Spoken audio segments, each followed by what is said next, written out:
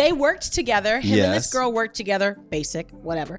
And she was like, "Oh my God, like we should go to Hook Burger and like let's hang out at Hook Burger." She didn't let say me that. finish. Yes, she did, baby. I No. read the text messages, and you had deleted She them from didn't your say- phone. No, but they were no. on your Okay, laptop. okay, And you okay, got busted. okay, Wait, no, let me okay. finish. Let me Hang finish. on. Let me finish. Okay. And you got busted, and I was like, "What the fuck is this?" Yeah. And you were like, "Well, I deleted it from my phone because I knew you would act like this." Why'd you delete Well, it if you because- didn't think it was gonna be a problem? Why did you delete it? What's up, y'all? Welcome to the Hanging Out Forever podcast. I'm your host, Asia Corinne. I'm here with my boyfriend of 8 years and co-host, Grant Blackwell. We started this podcast in hopes that our relationship journey could help you on your relationship journey. Exactly. You know, we've been together for about 8 years now, so we've been through a lot. We got a lot of advice to give. So make sure you follow, subscribe, like, all of that good stuff. And yeah, just if you need the help, we're here for you. Here we're all besties, and besties keep it real, no frou-frou shit. So let's go ahead and get into the topic for today. So let's go. So one of the things that we have been talking about recently was being able to appreciate one another. Grant and I have hit a rough patch over the last time and time again. And time again, but like recently happens. we've been, I feel like we're doing great right now, which is like the best part of a rough patch is coming out of the rough patch. I think that that's kind of the key to being in a rough patch is to make sure that you get out stronger, you know, that you come out of it actually learning something and figuring something new about your partner, about yourself. Yeah. And implementing that into your relationship ongoing. Mm-hmm. Like if you're just fighting and arguing and nothing's coming from it, there's no solution or, you know, there's no lesson to be learned, then, you know, that's just bad. That's not a good relationship. Yeah. Do you think that so just real quick before we really dive on in, why do you feel like it is that when we have a rough patch, do you feel more in love? Do you feel more in love after a rough patch? I would say that I just have more of an understanding of what you need from me as a partner. And I think that because we have healthy communication, we both come out knowing more about one another, and we both end up learning more about ourselves and how we act. And I think that, like I said, you know, it's really important to come out of those arguments knowing a little bit more about yourself, making sure that you can implement new things into your life that will help you be a better partner for your significant other. So you don't feel like you're wow, I realize how much I love you even more. Or so for me, when we hit a rough patch, I really feel like it's almost a revitalized honeymoon stage, because when we hit a rough patch, in my mind, I feel like I'm so done with you. Yeah. I'm so done with you. And so because of that, I've thrown you away. I've moved on from this relationship, and I've blocked off my feelings for you. That once we get to the other side of my angst or my anger or my frustration, I become all Grant, I couldn't imagine my life without you. Kiss me. Yeah, you know? but that's the thing too, is that's something that we realize and learn about your habits, is that when you get frustrated in those ways, you can just kind of be like, I'm done with this. I'm done. You know, you don't want to come to a solution, or you do. I think you do deep down, but that's kind of it. You have just this fighting instinct in you. So it's immediately, you know, your first reaction is going to be I'm done, you know, because you want to just kind of take yourself out of the situation. Mm-hmm. But that's the thing is we'll have these arguments, and then you'll get like that.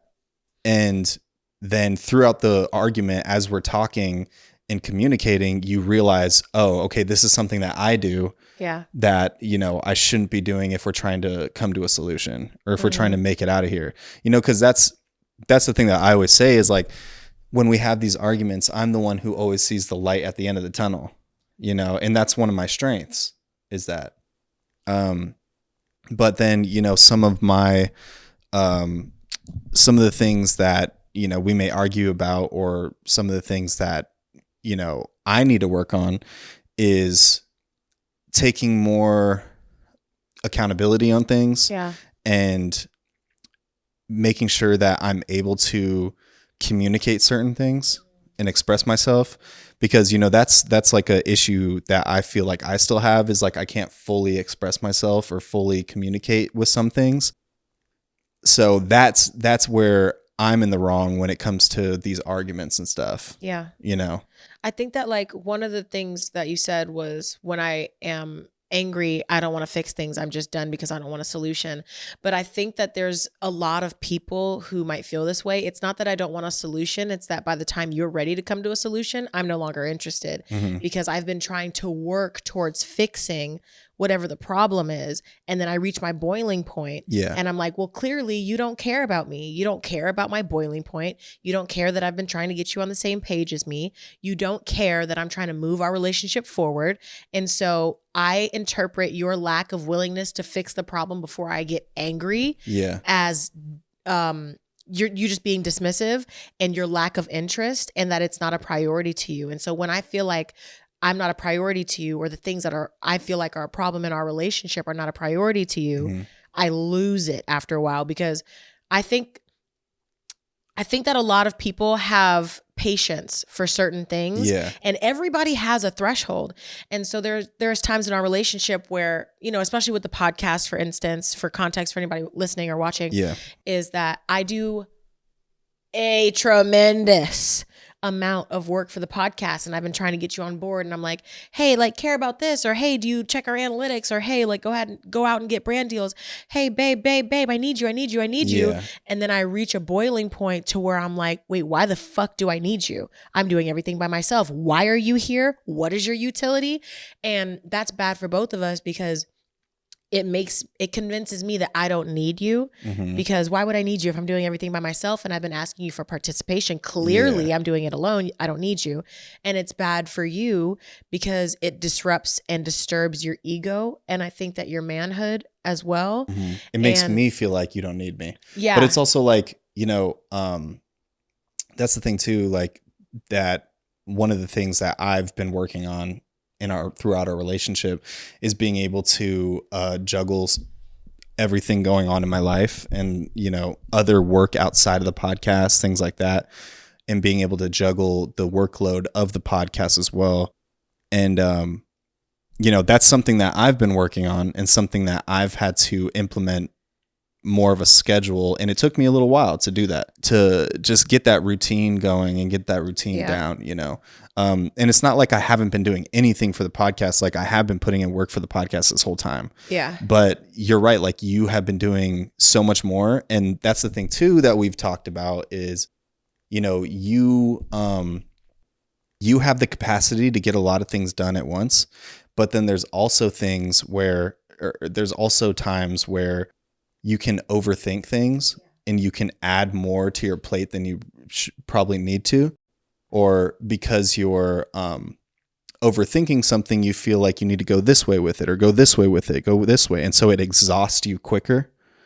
And, but I mean, you are like, you get so much stuff done, it's insane. It's insane, and I can admit that I'm not that way.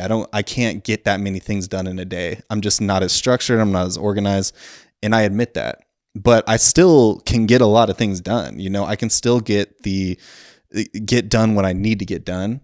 And I think that there was like some grace given by you, or some grace that needed to be given by you, of being like, you know what, he doesn't work how I work. Or even, the fact that you get most of your work done in the morning time, where I get most of my work done in the evening time.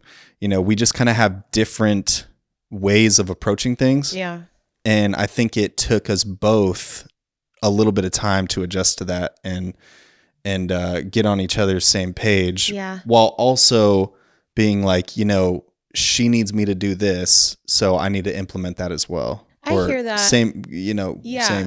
I agree. We definitely had to get to a point to where we could value each other's work patterns and schedules. But then at the same time, I think that my frustration with you is that I have to ask so many times. Yeah. And if I have to ask you a bunch of times for the same thing, then I don't feel valued. I don't feel important, and I don't feel like I'm a priority to you.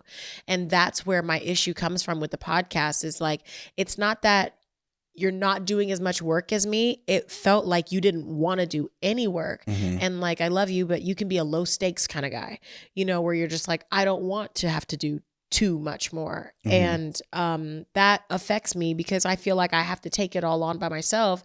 And because I'm so type A, it's easy for me to be dismissive and for me to be like, get out of my way, move, I'll do it myself. I don't need anybody.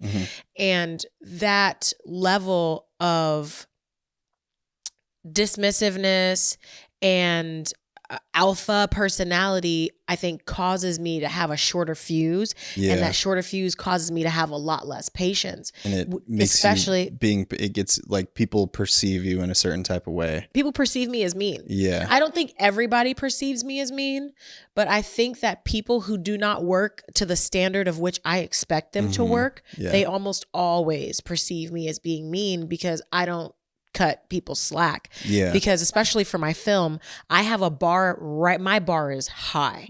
And I don't hire anybody that works below the bar. I'm not going to work with people who work below the bar. I'm going to work with people who are, if this is me, then the people I'm working with are like maybe 2 notches right behind me, you know, but I like to work with people who are really on top of their shit, really on their grind and doing their thing. I do not like to babysit.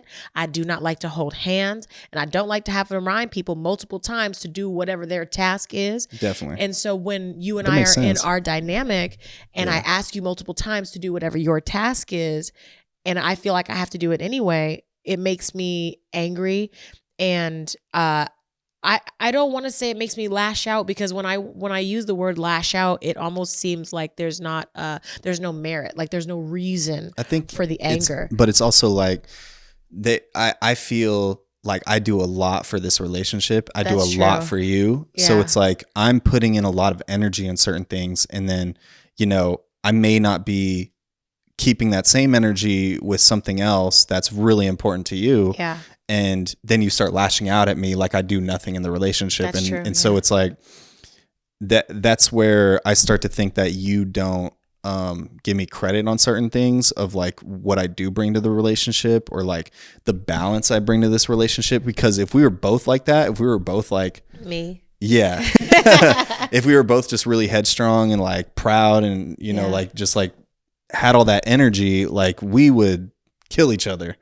Or we would have ended this a long time ago. You know, it takes balance in a relationship. So, you know, but there's things that I'm still working on, and there's things that you're still working on. And that's the reason, that's what I'm saying is like the reason why we're still together today after 8 years is because we see each other and we're like, I want to fight for you.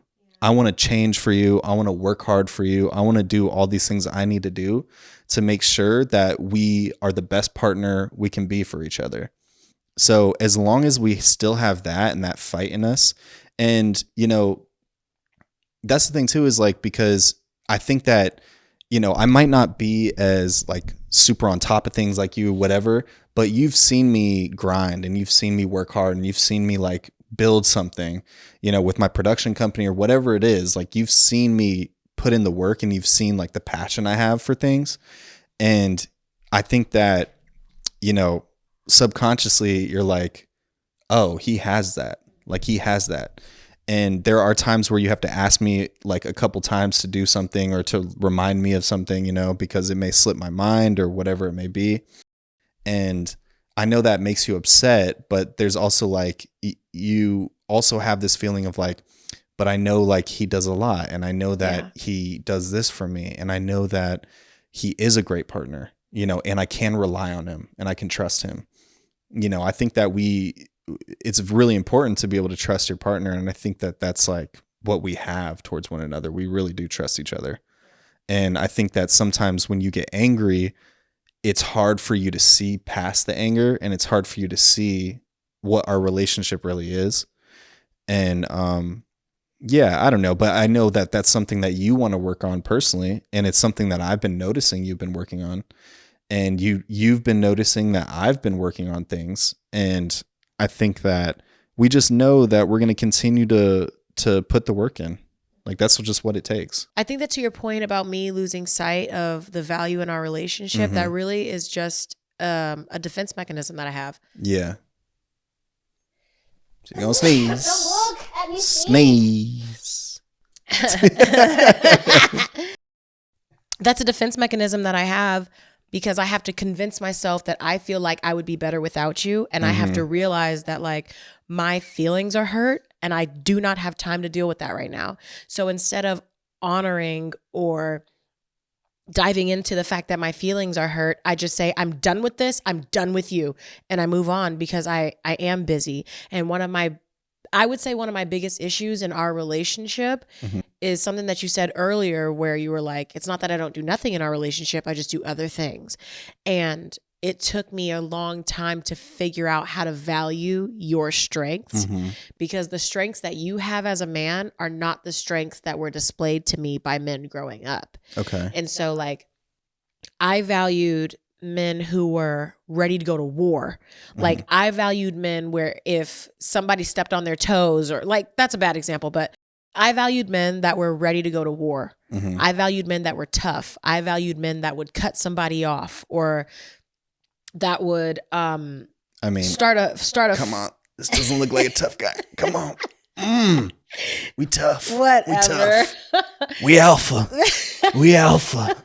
I just think that I identified masculinity very differently and like growing aggression. up. Yeah, masculinity and aggression. And so that's how chill. I saw masculinity was being aggressive, stopping something, starting something, drawing hard lines in the sand, things like that. Yeah. And I never saw men be emotionally vulnerable. So because of that, I didn't think that that was a masculine trait and I couldn't value that as a part of your persona because I'd be like, oh, he's so sensitive. Oh, he's so this. Oh, he's that. Who, so me? that. I'm sensitive? Yeah. You're sensitive, baby. Not like sensitive like Asia, you hurt my feelings, but you're just because I'm not really emotional either. I mean, like it took me especially when we first started dating, it was hard for me to like express myself and be emotional. I know, but all those. You always told me that. That's true. I'm not saying that you're like emotional, like wow, I want to cry, but you're soft. Like you're making it hard for me to explain this in a good way. Well, no, baby, I don't mean soft. Okay, like, wait. Let me redeem myself. No. I can be gentle. I have a gentle vibe, especially with you. Like, especially with you, I'm going to be gentle, you know? Yeah. And then when I approach things, I always approach it like, I'm not always like, you know, I got eyes on the back of my head. I'm making sure that I'm sleeping with one eye open. You know, I don't have this kind of you don't have a chip on your shoulder. There it is. Yeah, there it is. You don't have a chip on your shoulder that makes you walk through the world hyper cautious. Yeah. Or hyper aware of people possibly doing you wrong. Exactly. And I grew up with the type of men that were always looking over their shoulder, head on a swivel, helicopter arms. You know what I mean? Mm-hmm. And so it took me a while to value the type of masculinity that you had and value your patience because the things about you that I didn't think were alpha are very much alpha, like your patience, your kindness, your stoicism, your integrity. You know what I mean? You're level-headed. You can always expect the same thing from you, which is great. And I don't mean like in a mundane, monotonous way. I think more in a way that's like stability. Being a man that is very stable, I think now is an alpha trait because before I thought like, men who are sporadic or men who are going to go from this extreme to this extreme, those are alpha men. That's you know? Called bipolarness. But no, I think, no, I hear what you're saying though, because like, and honestly, I think a lot of those traits came with time and aging for me because when I was young, I was just like a young asshole who like wanted to fight and wanted to be crazy. I was an asshole. So were you hot? Is that hot? I don't know. Is that hot? I like villains. Yeah, I was like when I was in high school and then out of high school, I was like in insanely good shape. I was like going to the gym every fucking day, and then I was hanging around people who just like, you know, we were just like little hooligans. And so, you know, I definitely had that. I used to have that vibe of like, who wants to fuck with me? You know, like who's looking at me? Like, what are you looking at? You know, like it was that type of like vibe. And it just over time, especially once I moved to LA, I started to build things and I had much more to lose in life. And I realized that having that energy is just kind of like, it's not a good idea because you're going to put it out there and people are going to receive it and are going to put it back towards you. And it's just going to cause like, it's going to cause fights. It's going to cause arguments for no reason, for nothing. So, you know, if I'm going to argue with somebody now, or if I'm going to fight somebody now, it's going to have to be over like, you know, like a real cause. What you going to fight somebody for? I mean, I'd fight somebody for you, obviously. Somebody comes up and there's like, you're an ugly bitch. Then I'd yeah. What do you do? I was going to say something bad. Unalive them. Yeah, I'd unalive them for sure. But I mean, like, that's the thing too, because I mean, we've come in, like, there's been like I don't know, a handful of times now where kind of dudes have like tested me or whatever, and you've seen that, and you know that you see that I don't back down. I still have that like that little tick in me or whatever, but I'm just like super calm and chill now. And if somebody gets me to that point, I can turn it on if I need to. But I'm not going to turn it on for just something stupid. Yeah. You know, somebody stepping on my toes or whatever you said. Like, you know, like I'm not going to, you know, that if it's not example. Worth it. The stepping on my toes was like a very hyper extreme example. It was more like just carrying around that aura of don't fuck with me, boy. You know what I mean? And I think that I have that in some instances. And I think that can be off-putting to people. Yeah. Especially people who are soft. Especially people who are softer, which isn't always the best, but you know, I think that being with you has taught me a lot about how to value traits that I find to be weak. Because it took me a really long time to get to that place. And even still, I'm like, it gives me like a tick, you know, because it's very difficult for me I hate being a mammy, man. Oh God. On the film that I was working on, I'm not gonna lie, there was some folks on there I constantly had to mammy, and I was not into it. I don't like being nobody's mammy. I don't like holding nobody's feelings or holding nobody's hand. I don't like babysitting. I don't like that. For me, this is the job. Get the job done. And I've had people, not, you know, on that cruise specifically, but I've worked with certain folks who will say like, oh, Asia's mean or something like that. And it's like, I'm not mean.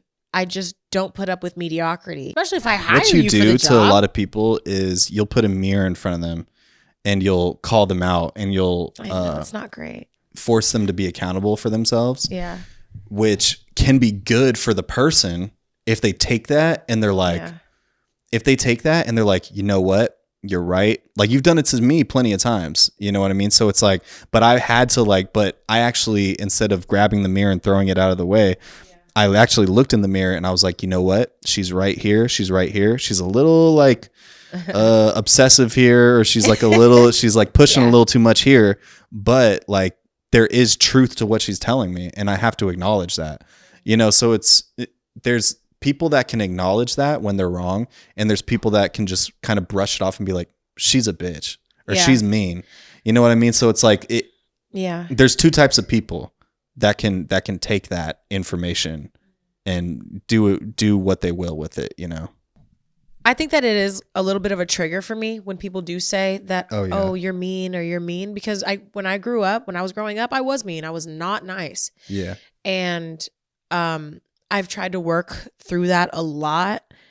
So when people say that I'm mean, it is very triggering to me, unless they're calling me mean because I called them out for some shit they wasn't doing. Then I don't feel bad at all, because my whole thing is, don't put me in a position to be mean if you want me to be nice. If you want me to be nice, don't put me in a position to be mean. I just really don't feel like I'm mean to people for no reason. That's the thing too, though, that the people that get you and understand you, they like love you. And they love you forever, you know, because they because they sweet. Understand how you are. And if they, you know, encounter you in those moments and you're acting that way or whatever, they get it's because you want everything to be right and correct, you know, and people can appreciate that. Most people, if they genuinely want the best turnout of things, they can appreciate a person like that. And they're like, we need an Asia, you know, on set, or we need somebody to kind of check people if you need to be checked. Like, that's just what it is, especially in production, like what you were doing, you know. There needs to be somebody who's like taking this so seriously that it's like, I'm willing to make you uncomfortable if you're not doing what you need to do. You know, it just is what it is. There needs to be that. And I think it goes back to what you were saying at the beginning, where it's like, I have a certain work ethic and I expect a certain level of performance.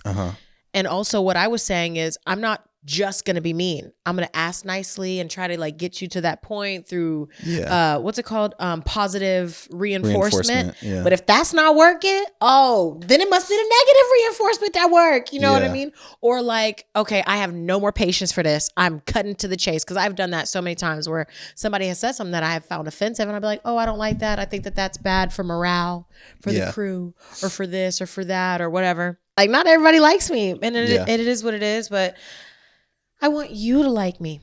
Well, I love you, so and whatever you did worked. I'm happy that I've been able to get to a place where I've been able to value what your strengths are outside of what I perceive masculinity and alpha behavior to be, because there's been times in our relationship where I'm like, ugh, he's weak. I'm the alpha. I'm the one that has to run everything. And I say that, but it's not what I want. You know, it's not like, oh, I want to run everything. And you're not like weak. You are one of the strongest people that I know. I think the strongest people I know are my parents, my brothers. Yeah. But you are the strongest person outside of my family that I know, because you're so patient, you're so diligent, you're so kind. And I think that being with you has really, really taught me how much of a strength and just how alpha and masculine being kind is. And I don't think that there's a lot of people out there that value that as an important trait. And I think that that's unfortunate, because our whole society, especially nowadays, it's like, you have to be an alpha to get the girl that you want. Because in the beginning, I mean, I had a crush on you before we started dating, but I would not have said that like, Grant's totally my type, you know, because I valued something different. And I just am so happy to have been with you this whole time, because like, you've changed what my type is. You've changed what I value in men. You've changed what I value in myself. And I think that you've helped me figure out what my strengths are and how to value the strengths of other people, because I sometimes overvalue what my strengths are to where I diminish what other people's strengths are. And I think that has been an issue in our relationship, and is probably an issue in lots of relationships. It's hard for you to understand what they bring to the table. Yeah. Because I value money. Yeah. I value hard work. I value waking up at 5 a.m. and getting the grind going. You know, I used to not value like patience and kindness and softness and stoicism and all of these other wonderful traits that make you you. I used to not be able to value those things. And you've totally changed my perspective on what I find to be a beautiful human. So I guess I love you or whatever. Yeah. The Omega. That's what you say. So not the Alpha. dumb. The Omega. No. I have ascended beyond Alpha. That's funny.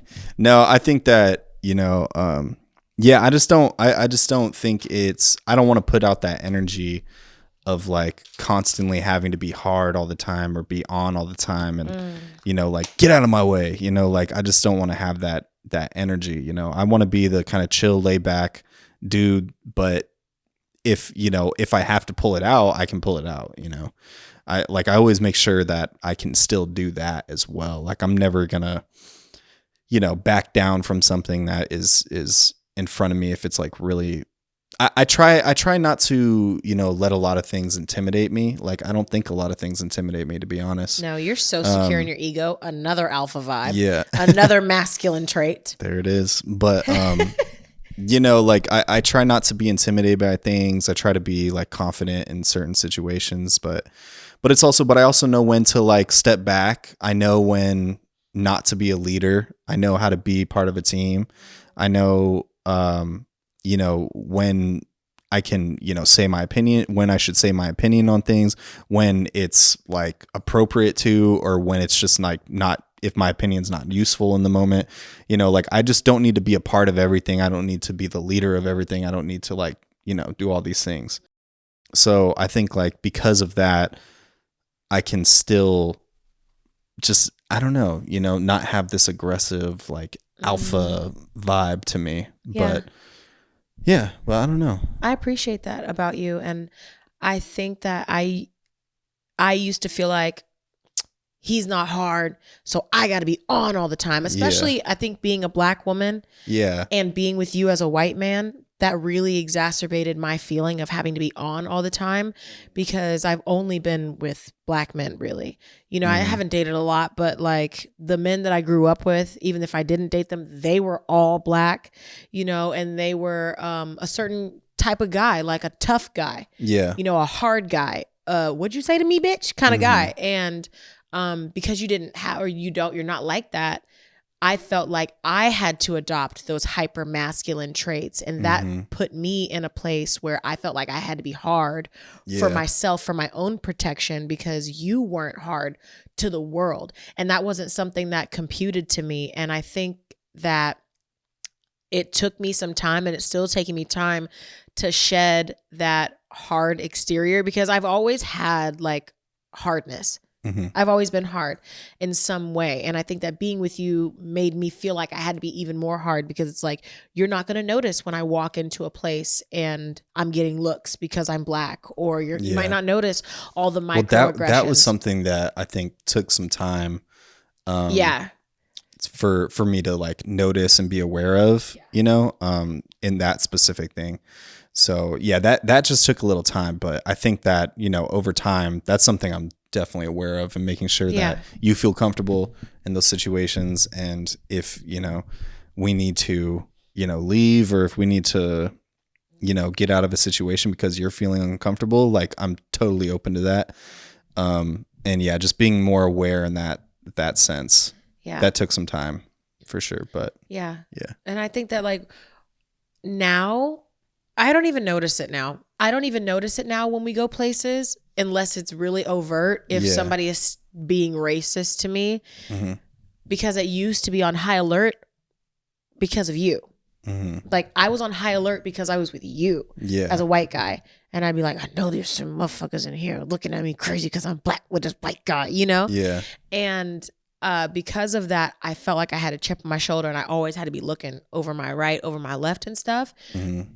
And that made me feel like I had to be hard. But the time that I've spent with you has allowed me to figure out how to be more soft, especially this most recent conversation we had where you were like, you don't think I want to like do more for you and do this and do that? And you're like, you were basically telling me that I had to let go in order to let you step forward more. Yeah. And I believe that there's a lot of truth to that. And I think that happens in a lot of relationships where the trust is broken for somebody for some reason, and they feel like they have to step up and they can't trust their other partner. And I think that throws off like the masculine feminine balance in a relationship. And in my mind, I'm like, oh, I can't be soft in my relationship. I am soft as hell. When I'm not in work mode, I'm soft as hell. I'm like a baby. I almost talk. Yeah. I don't know if everybody else does this, but I talk in baby voice. We talking baby voice. Hoot. Come on. No, there's a lot of guys that are like, baby voice. Those That's guys are sick. Freaks. Grow up. But then they go into the bathroom. They're like, "Mommy," and talk to themselves like that. Those are psychos.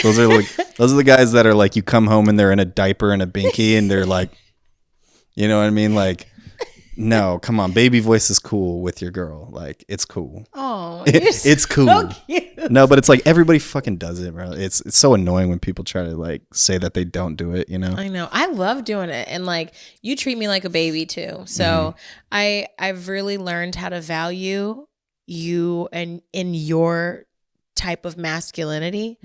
And why are you laughing?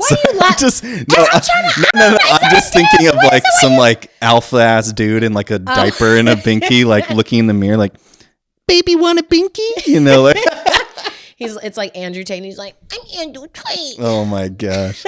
I'm the top G. I'm the top G. No, it's like that's crazy. But go ahead, baby. Yeah. No, just that's it. I just it's taught me a lot to learn how to value your masculinity and your like alpha beta, all this alpha shit, you know what I mean? But but you as a man, and I just really appreciate you for that, because you've taught me how to be soft in ways I don't think I would have ever been able to be soft. Yeah. Because it took a lot of love from you.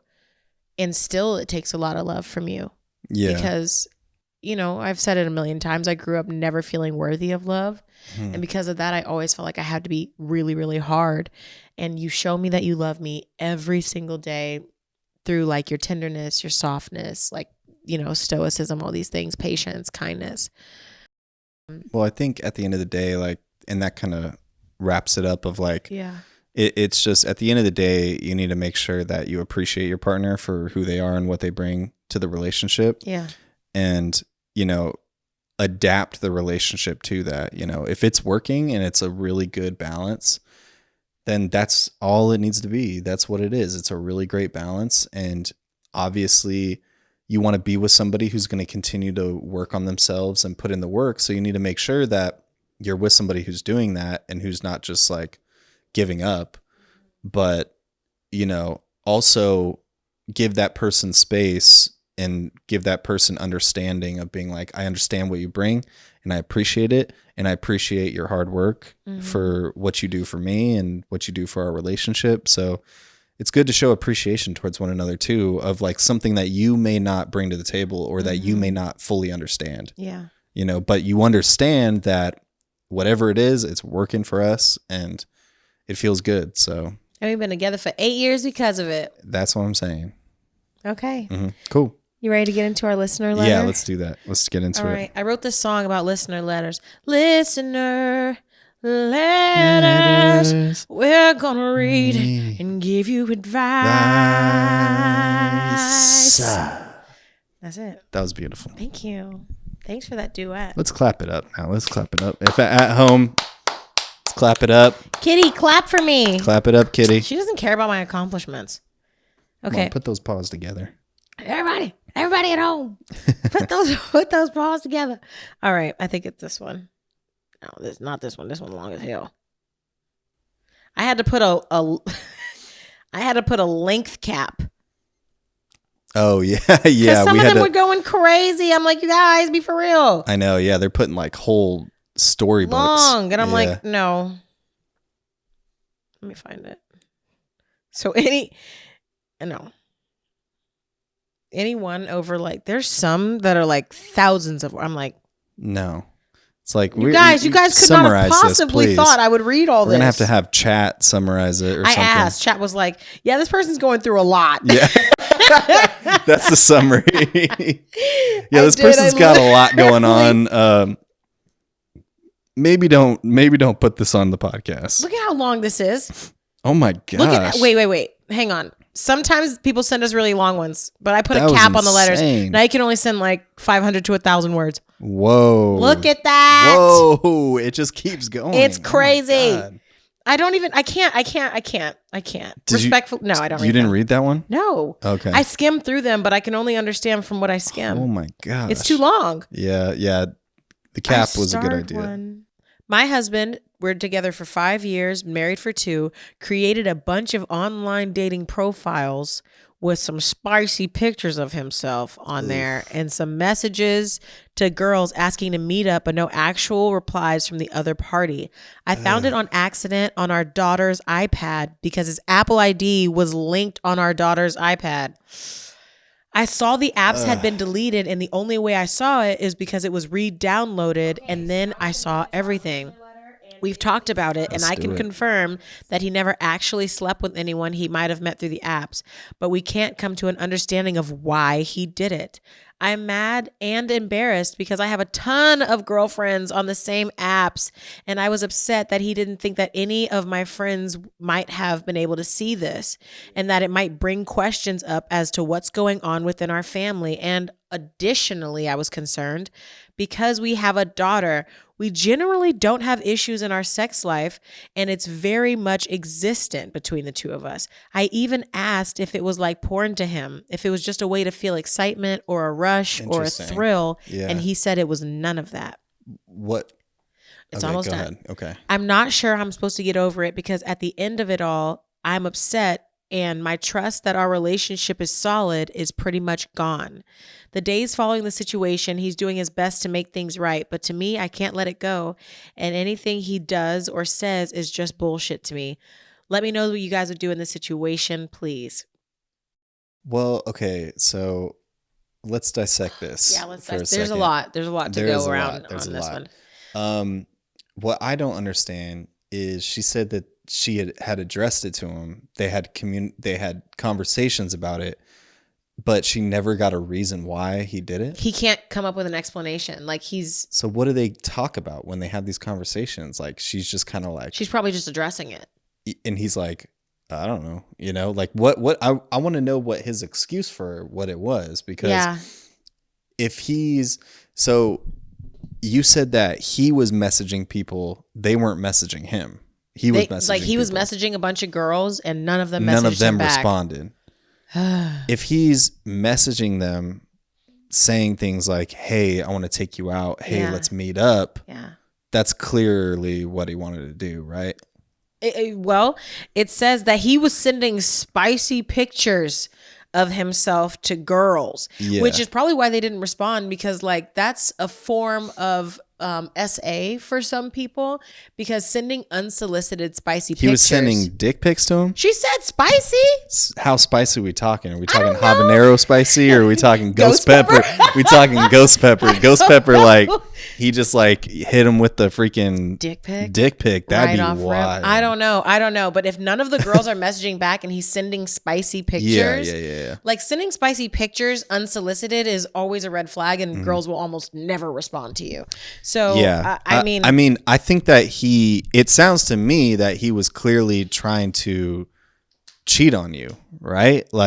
It seemed like he was trying to find somebody he could hook up with, that's what it seems like to me. Okay. And so that is, that opens up a lot of doors of has he cheated before outside of the app? You know what I mean? I'm going to be a devil's advocate here. Okay. And say that there are some people who do create dating apps because they just want to see if they're still desirable. Yeah, and that makes sense. But he sent pictures, which is where it gets crazy. That's what I'm saying, because I wish we had a little bit more context of exactly what he was saying in the messages. Because if he was just saying hey, what's up, how you doing? He said asking girls to meet up. No, that's if bad. If he's asking girls to meet up, that's he's up. Trying to pull the trigger on hooking up with another girl. I agree. If you're just on one of those sites and you're just let's see if I can get some girls, because there's literally been times where Asia has created a profile for me because she's I want to see if girls are attracted to you. Yeah, you know what I mean? And I did it. And yeah, all right. And then she was catfishing people, basically being me, which is a little insane. Anybody. That's weird. Did you? No. Okay.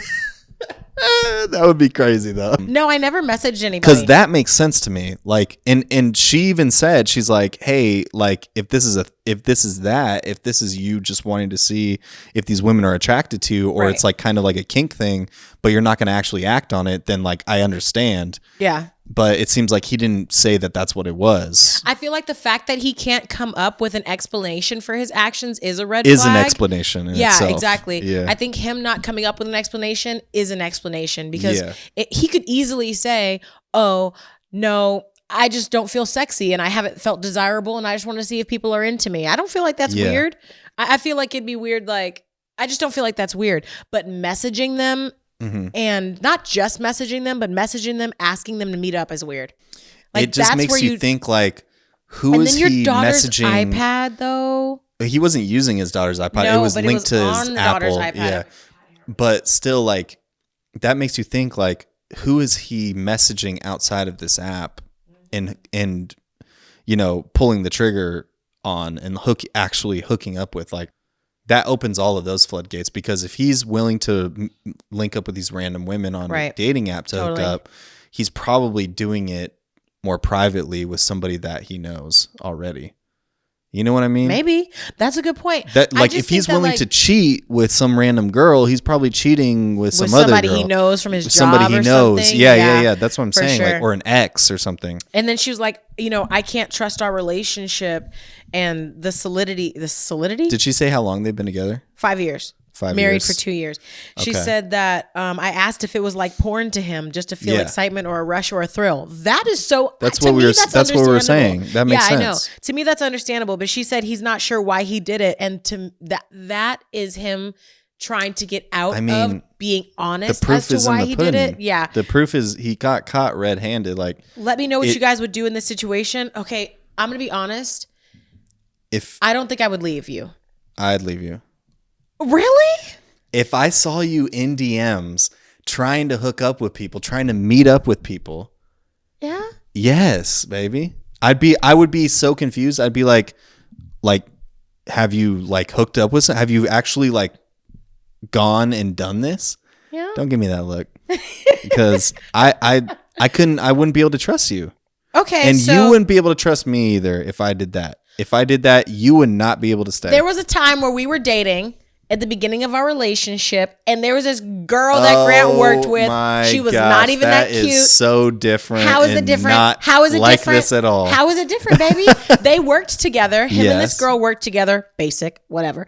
And she was like, "Oh my God, like we should go to Hook Burger and like let's hang out at Hook Burger." She didn't let say me that. finish. Yes, she did, baby. I No. read the text messages, and you had deleted them She from didn't your say- phone. No, but they were on your Okay, laptop. okay, and you okay, got busted. okay, Wait, no, let me okay. finish. Let me Hang finish. on. Let me finish. Okay. And you got busted, and I was like, "What the fuck is this?" Yeah. And you were like, "Well, I deleted it from my phone because I knew you would act like this. Why'd you delete Well, it if you didn't think it was gonna be a problem? Why Because did you out of delete it?" context, I thought, because it wasn't even that sketchy either. Like the text message wasn't even that crazy. She had a crush on like, you, It was and like, you were hanging out with some girl no, that you knew had a so crush on I you. knew her.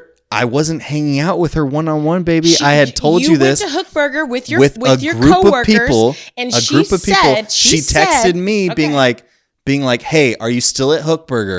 Like, are you guys still at Hook Burger?" Not you guys, And I but said okay. yes. Well, I mean, but she meant like, "Are you guys still at Hook Burger?" No, she didn't. But all right.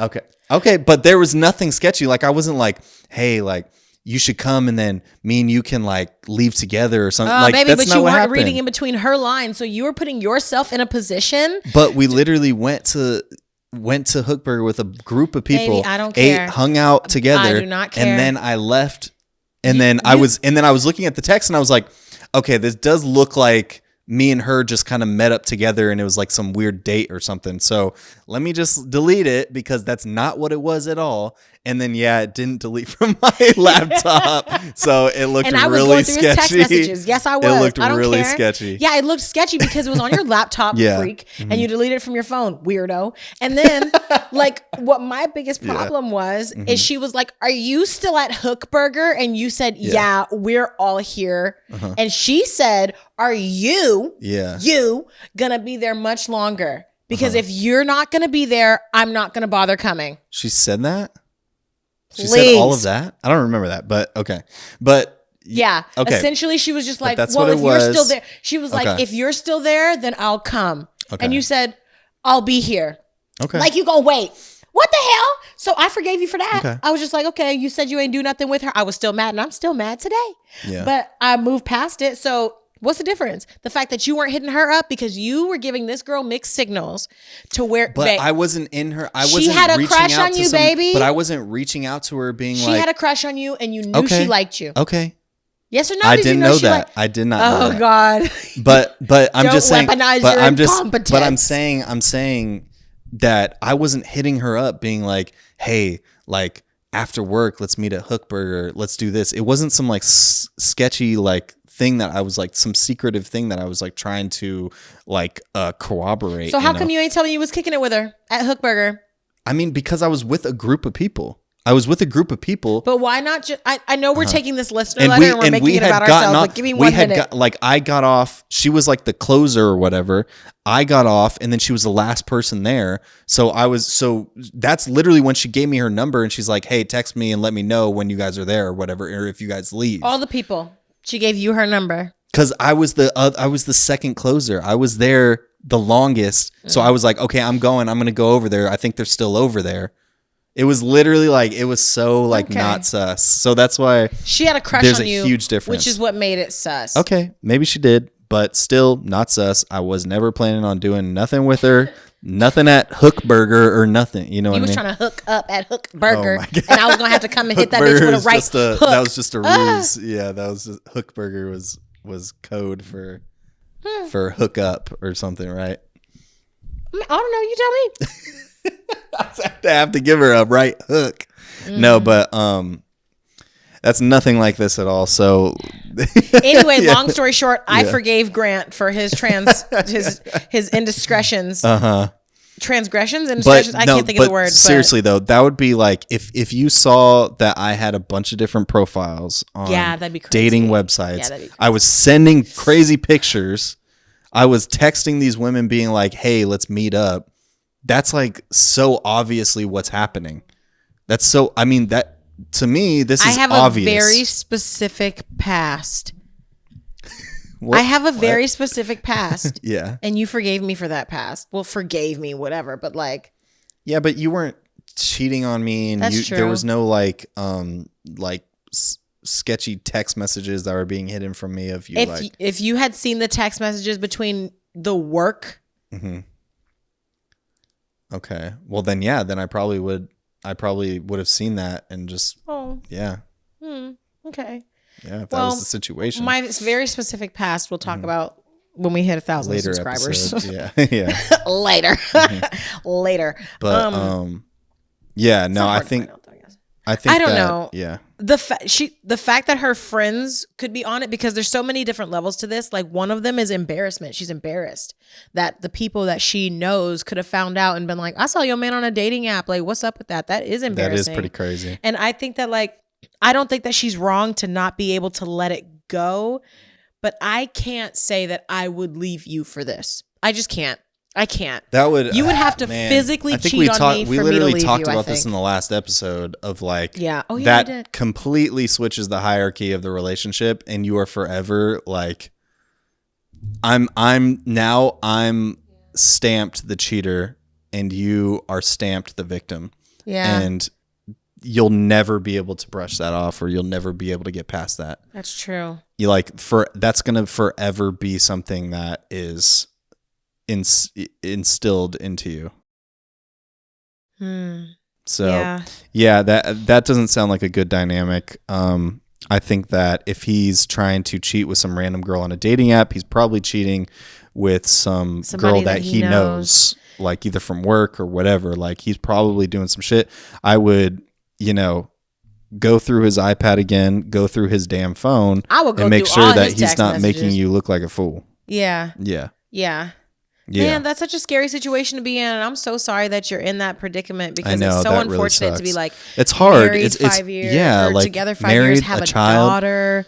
It's hard to make a decision to that because there's so much, riding on it. There's so much to take into consideration. So, and I almost wish that for you it was his kink, so you guys could explore that kink. That would have been a good excuse for him. Well, if she was open to that, if she's like, I understand, I get if this is some type of kink or this is like porn to you, then he should have like rode that. You know what I mean? Damn, don't give him bad advice. I mean, I'm just saying, like, if he was smart, he would have been. Because of the Hook Burger incident. You see this? It was my kink to go to. It was just a kink to go to Hook Burger. Yeah. It was just a kink. Yeah. Now I'm feeling like I don't trust you. But oh my gosh. Yeah, I definitely understand not being able to trust him. And like, anything that he does is just bullshit, because the days following the situation, he's doing the best to make things right. For me, I feel like that's a I don't know why, but I feel like that's a red flag. Like, when you really mess up, and instead of just being like, I deeply apologize, let's talk about it, let's move forward, you try to kiss my ass, it almost makes me feel like you're hiding things, you're sweeping things under the rug so that you can convince me that everything is fine in our relationship. I just don't get, like, so that when you go and do it, I am least suspecting. How is there no explanation of the situation from him? Because he knows what his motive is. That's how I feel. But how is like, I feel like she shouldn't let him get away with not explaining himself. Like, that's true. How does that make sense? You gotta hold him accountable. How are you guys leaving this conversation without any type of end result? Like, you need to like get down to what his motive was.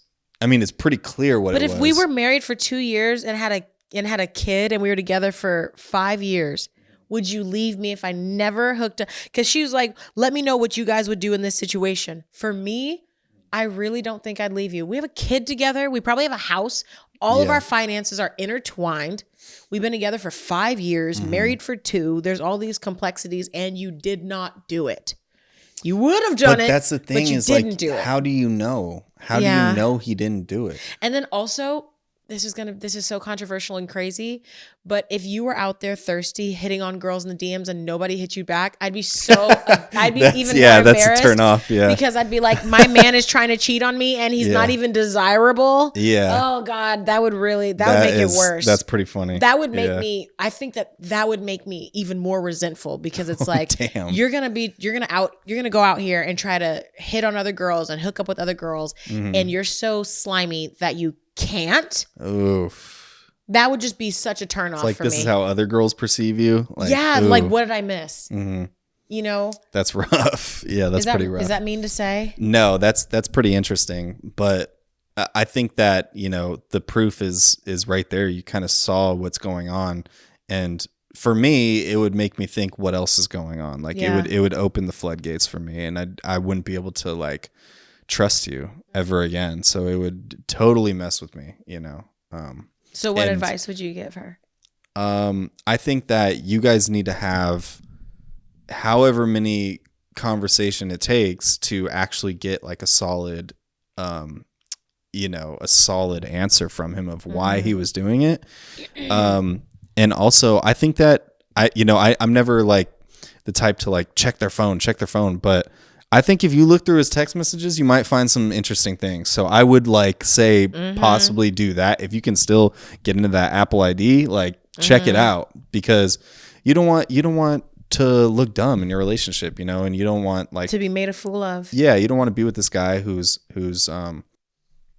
doing you wrong, you know. You guys have a kid together, you guys been together 5 years, like you said that your sex life is good. You say all these things are on point. So he shouldn't be acting out like this, you know? So I think that that's something that you need to look into, and then you can make your decision. Yeah. And I don't think you should make your decision just on these random DMs. And if you think you're good, and apparently he's doing all these things behind your back, how will you ever trust that you're good again? Yeah. How will you ever trust that things are fine? So I definitely think that there needs to be like a deeper dive into this. And I would agree with Grant, go through his phone. And if you find anything super sus, or if you find out that he actually did physically cheat, I don't want to ever be like, leave him. But because maybe you just looked on Tinder and he's got a Bumble. He's got a freaking, you know what I mean? Like, I understand that there's so much there's so much to lose. Like with if you guys do have a home together, you know, you guys have a kid together, you guys are married, it's a lot to go through. But it's also like, do you want to sacrifice your happiness and and your trust and your comfort? Like, do you want to sacrifice that just so you don't get inconvenienced by, you know, having to divorce and having to do all these things? I don't know. So hopefully that advice was helpful to you. I'm really sorry that you're going through that. We both are. Thank you so much for sharing. To anybody else that wants to send us a listener letter for us to give them any advice, our submission form is in the description of all of our videos on YouTube, and it's also in our Instagram bio. So we read them every podcast episode. So go ahead and send them in if you have any questions. Yep. And then that brings us to our last and final segment, which is advice on how to hang out forever. Yeah. Which we're going to start doing now. We're going to start like dropping little gems at the end of how exactly we've done it. Yeah. We've done it. We've done it, guys. We made it to the end. I think that my advice to give, and is basically a summary of what we were talking about earlier, is make sure that you are appreciating your partner for their strengths and not just appreciating them for what your strengths are. I think that you need to see outside of yourself. You need to see how things balance in the relationship, why they balance in the relationship, what you've learned from your partner, what you aspire to learn from your partner, what you want to fix within yourself for your partner. You know, it's good. Like, and it's not you changing. It's not, I don't want you to think that like, oh, this person's trying to change me. They're trying to change me.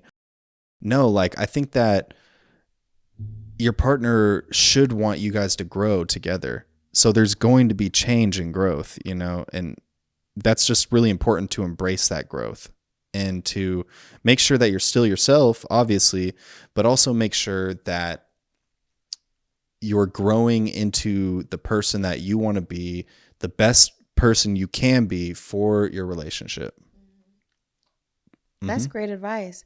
I think that my advice would be hold yourself accountable, but do not be afraid to hold your partner accountable as well. I think that there's a lot of people who are willing to accept the bare minimum from their partner because they don't want to push, even though you know that you want more in your relationship, and even though you know that you deserve more. So I am a total advocate for pushing and for accountability and for getting what it is that you want out of your relationship within reason. So don't settle if you feel like you could have more, but also realize that there is a lot of compromise to relationships. And I think that many people conflate compromise with settling. So, I mean, if going on dates is important to you and your partner does not want to take you on dates, that is settling. That's not a compromise.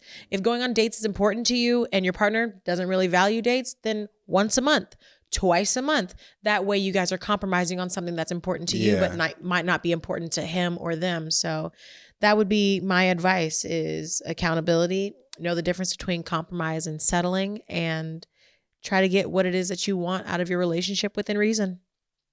Be fair. Great. It's great advice, I would say. And so that's going to wrap it up for this episode of Hanging Out Forever. Hopefully y'all enjoyed it. Hopefully you guys enjoyed the listener letter. Hopefully you enjoyed the little tip on how to hang out with someone forever, as we are doing. And thank you so much for joining. Again, I'm Asia Corinne, and this handsome man next to me, Grant Blackwell. Here we go. Here we go. Yeah. Okay, so do you want to go do your little sign off? Thanks again, guys, for hanging out with us. I hope that you learned something. You got some good advice from this. We're just kind of talking about our experience. Like we've said, we've been together for about 8 years now. So we think we have like a little bit of advice to give, so thanks for watching. Go ahead and like, subscribe, comment, all of those things. Make sure you add a listener letter if you want to. And we will read it and we'll give our opinion on it. So thanks again for listening. Bye, y'all. See ya.